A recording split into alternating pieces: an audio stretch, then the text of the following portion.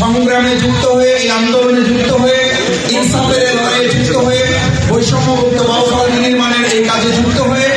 ইতিমধ্যে অসংখ্য বিভিন্ন দলের নেতাকর্মীরা এই দলের সাথে একাত্মতা ঘোষণা করেছেন। তারই ধারাবাহিকতায় আমরা বলেছিলাম আমাদের সামনে আরো অনেক চমক আছে। আলহামদুলিল্লাহ, আমরা কোন রাজনৈতিক দলের প্রতি কোনো বিদ্বেষ চালানোর জন্য নয়, একেবারে নিজে বুঝে সচেতন সজ্ঞানে তিনি শুধুমাত্র ইসলামের বিজয়ের জন্য, আল্লাহর দ্বীনের বিজয়ের জন্য, ইসলামকে ভালোবেসে একজন মানুষ হযরত ওমর রাদিয়াল্লাহু তাআলা যেমন ইসলামকে বুঝে শুনে তিনি চিন্তা জ্ঞান করে ইসলামের বিজয়ের জন্য সমস্ত ভয় ভীতি উপেক্ষা করে এগিয়ে গিয়েছিলেন, ঠিক তারই ধারাবাহিকতায় আমাদের ভাইয়েরা চেষ্টা করছেন সেই পথেই অনুসরণ করে নিজেদের ভুল ত্রুটি, মানুষ হিসাবে আমাদের সকলেই আছে, সেই ভুল ভ্রান্তিগুলো থেকে মুক্ত হয়ে আমরা একমাত্র আল্লাহর জন্য, দেশের জন্য,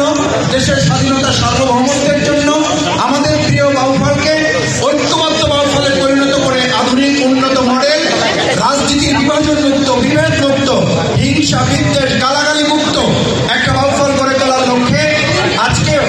এর ধারাবাহিকতায় আমাদের এই বগা এত্র এলাকার অত্যন্ত জনপ্রিয় নেতা, তিনি তার পরিচয় নিজেই দিয়ে আপনাদের সামনে এখন কথা বলার জন্য আজকে আমাদের প্রিয় ভাই জালাল ভাই, আপনারা সবাই চেনেন, তিনি ইসলাম, ইসলামী আন্দোলন, দেশ, দেশের স্বাধীনতা সার্বভৌমত্ব, বাউফলকে আগামী দিনে উন্নত আধুনিক মডেল